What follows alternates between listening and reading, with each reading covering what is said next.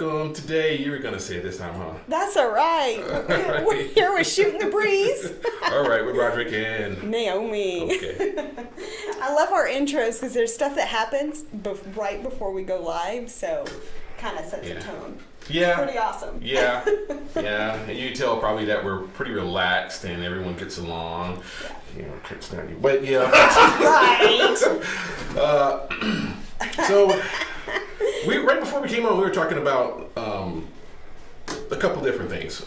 The first thing was an issue someone has when dealing with road rage was a specific issue, but it was asked in the context, how do you train out of this? To get out of it, yeah. And your response was training to deal with that and changing your mindset instead of switching from an emotional high to anger to an emotional high and redirect it into escaping whatever situation you find yourself in. And so if you're involved in something and your first inclination is, am I safe? Is the scene safe? Yeah. You come across even if you come across an accident or in the road, you don't know what's going on. You got to assess and make sure. Okay, why is there an accident? A car accident?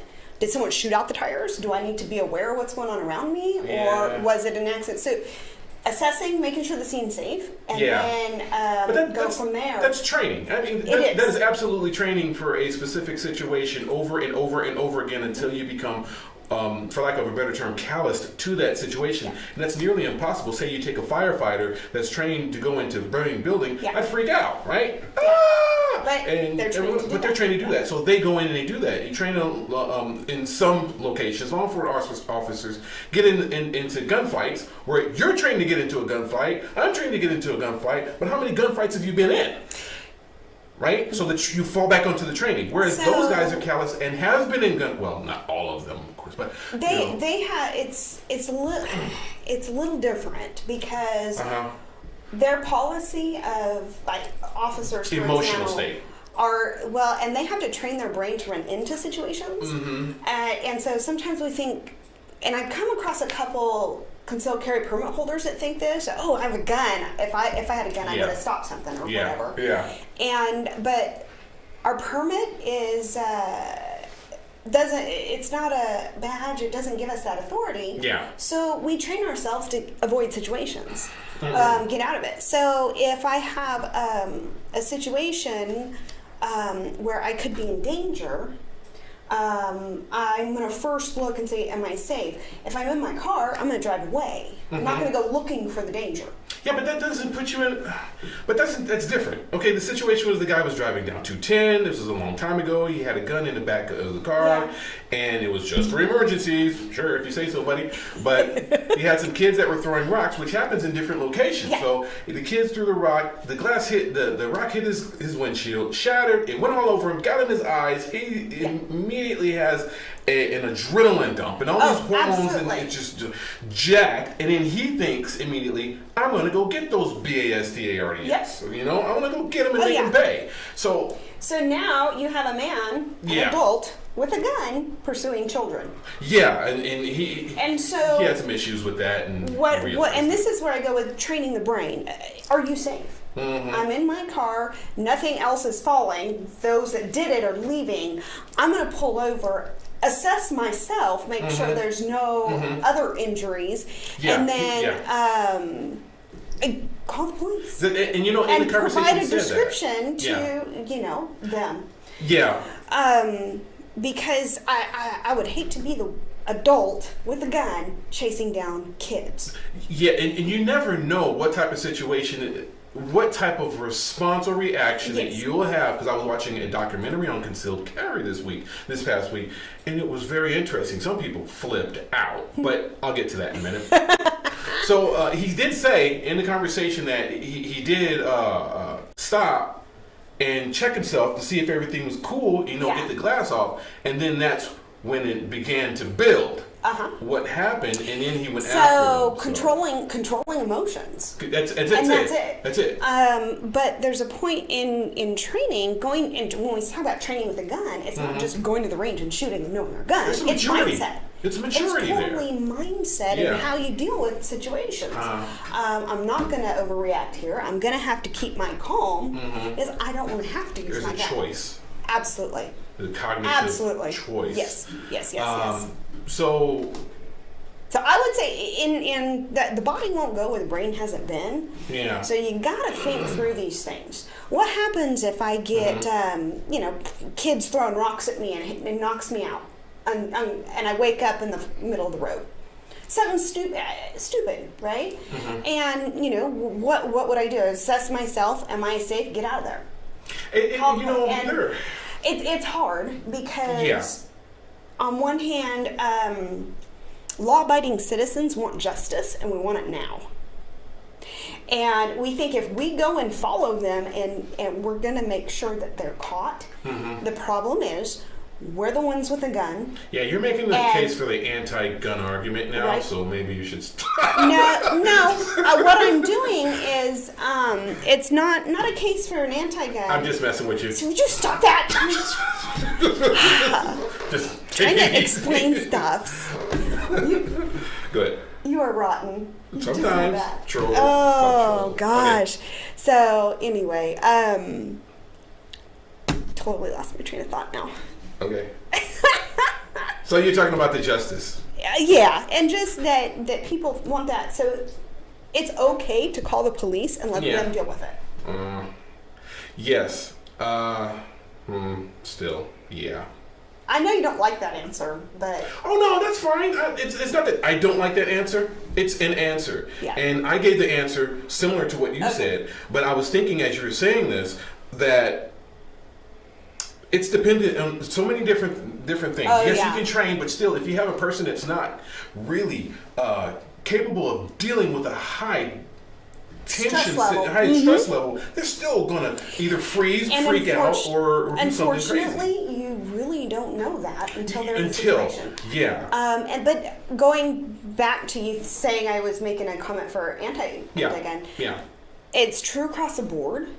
Most people live relatively stress-free lives where they don't have we have things that happen, but they're sad, they're surprises, but rarely do we have something as traumatic as that, where an act of violence upon us. And so to have that emotion, a lot of people don't know how they're going to react, even with or without a gun. If you can think on sometime in your life that you've had an attack, unwarranted, surprise, and your response was to swing back, or when you gained your faculties back, you began to assess. Yeah. And I recall in my own personal experiences, not comparing to anyone else's experience, when I got hit in the head, I do remember the flash. And it was with a bat. I saw the flash, and then everything went dark, and then when I began to see again, and I don't know how long that time was, because you can never really tell, but when I started to see again, I saw the person walking away, and the bat was on the ground. And I began to assess. I wasn't like, I'm going to hit you back. I didn't have my mind straight enough to think, like, what in the heck just happened to me, you know? When I got hit in the head with the pipe, I saw that going, I saw that coming, and I should have extricated myself from that situation entirely. But stupid people do stupid things when they're hanging out with stupid people at stupid times in stupid places. Stupid grows exponentially with other stupid. Yeah. So it was an entire family I was fighting against. I don't even know how I got in that situation, other than it was over some girl that somebody else was trying to get with. So I got hit in the head with the pipe because, there you go. It went there. And I saw 8 people in front of me because it was one guy, his grandma, his aunt, and his sister, and then they all went out and by doubled. And I mean, it was just like, I don't even know who I'm avoiding at this time. I'm just going to start backpedaling and moving and backpedaling and moving until they all slowly collapsed back into one of each. I assessed my situation. I didn't freak out like, oh my gosh, and start swinging wildly. I didn't know where to go. Yeah.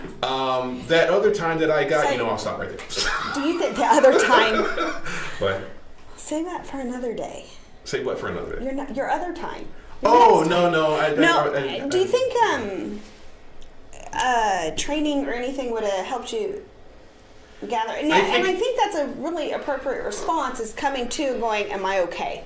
Am I? What's going on? Am I okay? Where's everyone at? I didn't have training. So okay. A little bit of martial arts here and there, but that's not what did it for me.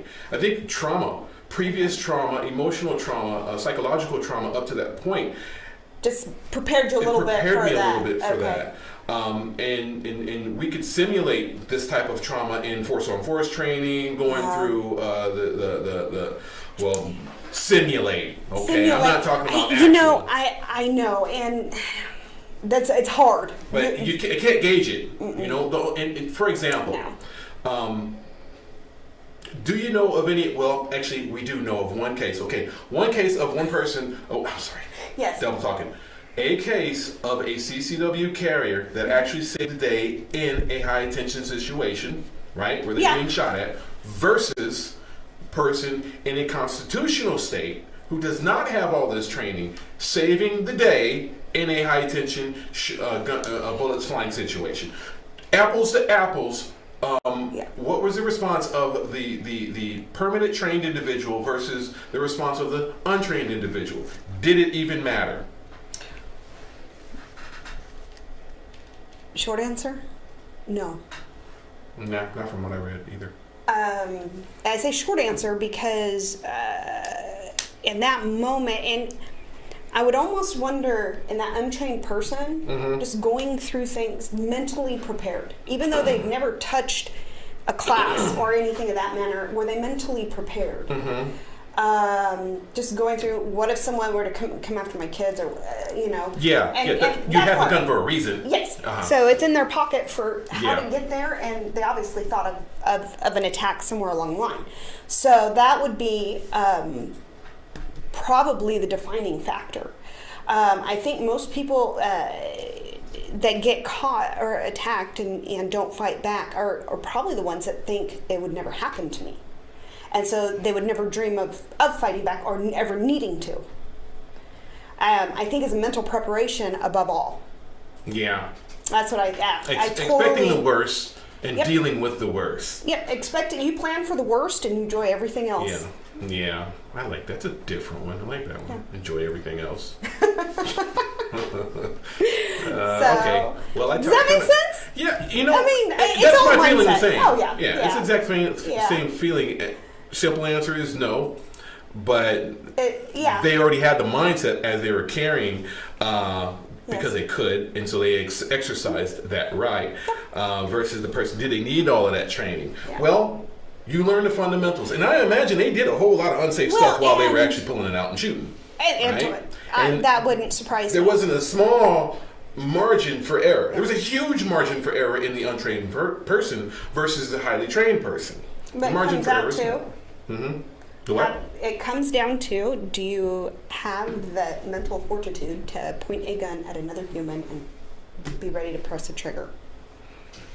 Yeah, that's true. And go through that before mentally. Yeah. Yep. And then if it were to ever happen, you've already done the exercises, the visualizations, the practice. You've seen it happen, and so you exercise that. And I think you brought up a great point of training minimizes that margin of error. Yeah. Minimizes the risk of you fumbling, getting your gun out, all of time those wasters, things. All of accidents those things. happening. Yeah. Dropping it. Malfunctions. Malfunctions. All of that stuff. So you're right. Because you got lucky because. Yeah. So anyway, that was my all mental. Right. It's all mental. Mentally prepared. I kind of derailed today, didn't I? You totally derailed. Goose is over here going, when are they getting to their topic? Man. So our topic. I just find that when you guys start going, just better stay out of the way and really get on the clock. We love Goose. We appreciate everything he does for us. I love when he's back there giggling at us. That's great. Yeah. Yeah, true. So, anyway. That's a good segue, though, into the point of training. Training. Yeah, high fives. Yeah. Big proponents of training, always. Yes, I am a firearms instructor. Yes, I love teaching the class, but at the same time, everyone else has to continue training. I continue my training, too. I would say, speaking of training, before we go to the break, you talked to my son about it. Yes. His first time shooting, and you said, "Oh, you definitely need to come and take a class." Take a class. Yeah, he had a little slide bite, and I know exactly what happened. I can fix it. Ouch. 2 minute fix, and he will enjoy it so much better. All right, we'll be right back after the break. Your home is perfect. Until it's not. We understand that life has its changes. As your family grows, we're here to help grow with you. Because taking care of your family is important to you and important to us. Your story starts here with Cornerstone Mortgage.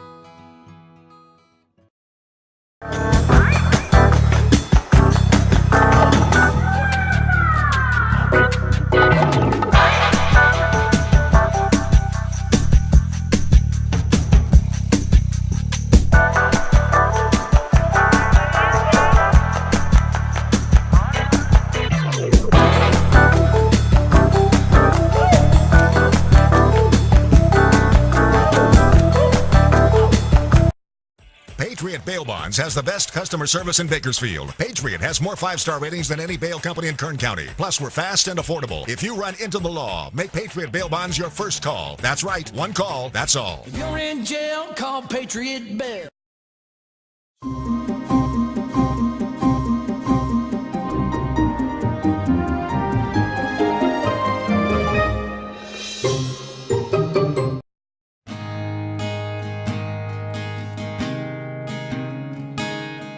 At the time you were arrested, you were served with a DS-367 temporary driver's license. It's good for 30 days, but if you don't act within 10 days, at the end of those 30 days, your license will be suspended.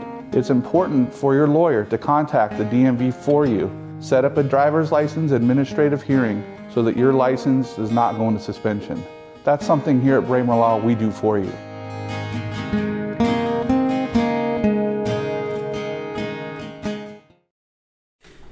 Welcome back to Shooting the Breeze. I'm Naomi, and this is Roderick. Nice to be here. Yeah. We were just chatting on break about training, and definitely got to get out there and get trained. As an instructor, I would question everyone, when you go take a class, find out how often your instructors are taking classes too. Mm-hmm. Are they constantly going forward? Are they constantly moving, getting better themselves? Or do they get stuck in a rut just teaching the same thing? Yeah. It kind of, if your cousin, Uncle Benny, somebody, standard, depends on the level. Some of the major trainers I've followed have recommended at least one class a year that you take as a student. Mm-hmm. So for me, I'm going to be doing two. I just did one. I'm going to be doing another defensive one in August. So constantly, and then another in October. So 3. All in the same area, or you're traveling all over? I travel. I'll travel and do it. I want because to. it's so worth it. Yeah, I want to. I want to go to a lot of different places in different trainers that I see all over the place. Yeah. Yes. Up to this, now it's been quite restricted. Yes. And I got certified under you. Yeah. And that was primarily so I could pass on information to a others. Specific group. It was not to anyone and everyone. Like, Goose, you want to come to my class? Not really. I don't want you there anyway. No, it was just for disabled, because no one can go who's disabled and do that. So it was specifically for disabled families and elderly. Yeah. So I've added elderly to that. So There haven't been anyone, as I said, I haven't really been out. no, there and pushing there's some it. local people that will do, CCW advanced classes. I'm one of them. There's a Yeah. couple others in town Yeah. that do as well. Yeah. But to go and get on the ground, rolling around, drawing from awkward That and that, positions, yeah. there's not a lot of that. Shoot, yeah. So anyway, talk and training, the class I just attended, it was actually a competition class. Yeah. I felt like I've done a ton of defensive stuff. I wanted to step my game up and do competition class. So what it is competition classes are. How much was it? This one was $350. Sweet. It was in Utah. Christmas. So I had to go to Utah. In Utah. Benefit, I got to see my son. Oh, that's cool. Right. Okay. So, 10-hour drive, see my kid, it works. So anyway, I'm shooting competition. I'm sponsored by the Well-Armed Woman. I want to up my game and get better. And so the foundation of the class was dial in your fundamentals, and you start cutting time in between things, in between shooting. You cut down time in movement between positions, reloading, transitions between targets. So you just start cutting time. And I know a lot of people, even people that I shoot with locally at matches, they're like, oh, well, I'm not here to win. I'm just going to practice my carry gear. And unfortunately, I think they're doing a disservice because you can get better through competition. Accuracy improves. Drawing from your holster, time improves. Problem solving while shooting. I missed a target. Do I go back, make it up, or do I keep going and save time? So you're problem solving. So what I found is these competitions, and specifically this class, taught me to approach a target, have a plan. If a plan goes awry, I still have to have my head in the game. I still have to shoot, and I still have to finish what I'm doing. Yeah.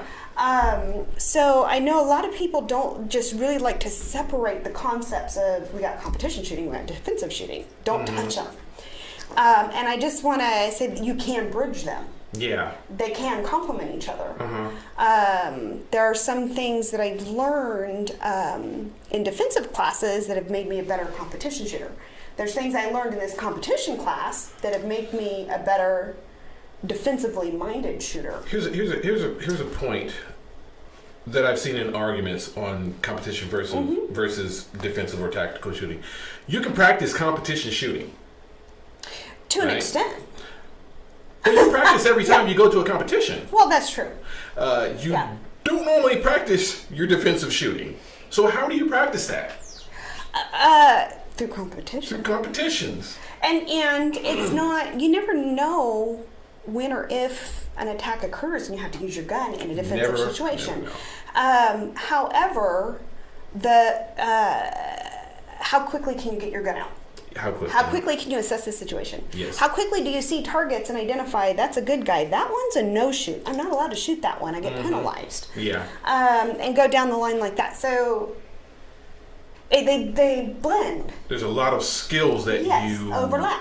The gain fundamentals of and shooing. Build fundamentals. Fundamentals of shooting. How quick do you get a sight picture? How quick are you pressing the trigger so fast you're not seeing your sights? I'm guilty of that at times. Really? Oh, bad. I have to really concentrate on my sights. Assessing that shot was good. I need to move and look at my other target. Is that one a threat? So keep going. What I found through this particular class was it increased my ability to assess quickly, problem solve as I went. Seeing one target in a window and going, you know what? It's not to my advantage to shoot that one right now. I need to keep my feet moving and get this other array, then come back. Here's a question. And so- did you have to go to the class? Did they bring out points of thought and corrections Yes. to you that you would never have thought of? Yes. Oh, okay. Absolutely. Oh. So there was a lot of stuff that,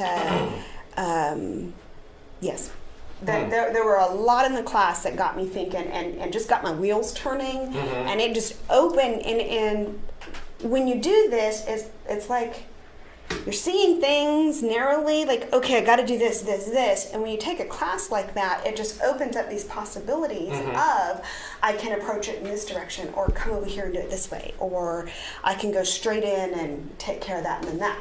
So it really does open your eyes to possibilities. I have a tendency to get stuck thinking in a box. So what I found with competition shooting is it's forcing me to see all possible angles of ways to approach a stage and then come back and go, okay, if I do this, I have to reload here and here. If I go this way, I'm running this way with a gun, I need to do this, I need to do that. So it's problem solving with a handgun. It's learning to move your feet quick with a handgun in your hand. You actually run faster with it in your hand than in the holster. That was fun to watch. We did a couple drills like that. Yeah. Wow. Yeah. So yeah, I did bring a clip of a little segment that we did for the. Oh yeah. Yeah. If we'd want to show that one. Yeah. All right, Goose. Are you ready for us to show it? I just kind of surprised Goose. I am ready. All right. So this is just one array, and we had one target to start, one shot, 3 targets in the window, and then ended on the last target. So all right, go ahead.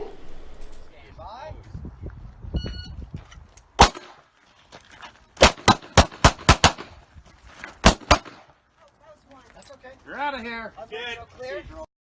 All right, so that's an example of just moving and shooting. Using cover quickly, keeping the gun up, being ready to shoot. Yeah. That's something too that I found in defensive classes. People shoot, and the moment they're done, they're bringing the gun in. Yeah, They're getting it in. And well, there might be a case where you need to bring the gun in. Why not keep it up? Why not keep it up and out, ready to go? Why not keep it pointed at your target, because they just attacked you and you might jump up and try to again.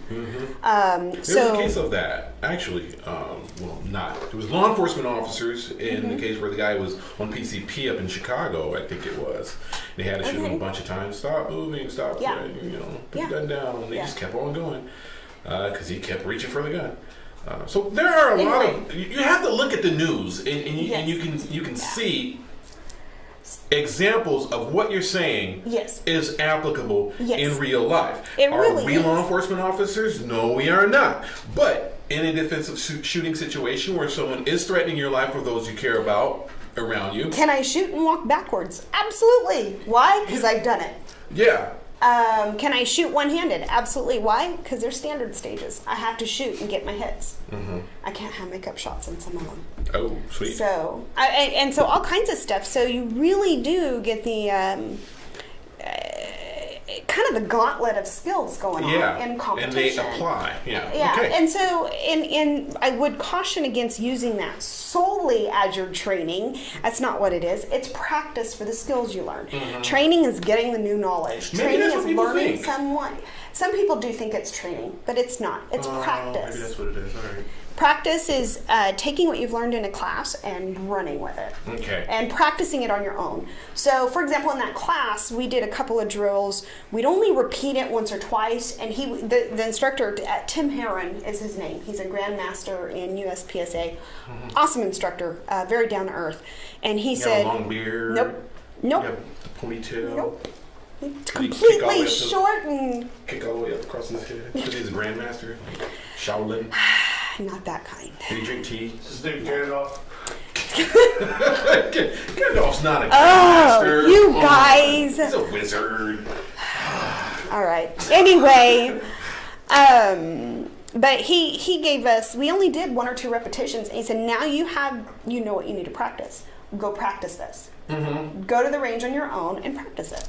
And so I was like, "Okay, sweet, we can do that." How long was it? So it was 2 days. Oh. 8 to 5 both days. I have to say, we're not standing shooting. Like, he would run 10 of us through a stage, and then he'd talk to us and say, how do you feel about it? This is what I saw about it. And so we did that a couple times. Other times it was a little more intense shooting, but very relaxed pace, relaxed class. Is there anyone around here that you can do that with? No. I could call him and have him come here. Oh, that would be interesting. Right? Yeah. I was thinking about it. We'd totally have him do that. So anyway, we're getting ready to wrap up the show, but Yeah. before we do, I just want to mention Girls with Guns clothing. You get 15% off with Naomi 15. And when you get your Concealed Carry magazine this month, check out page 128. Something awesome in there for that. And anyway, I've got a CCW class tonight.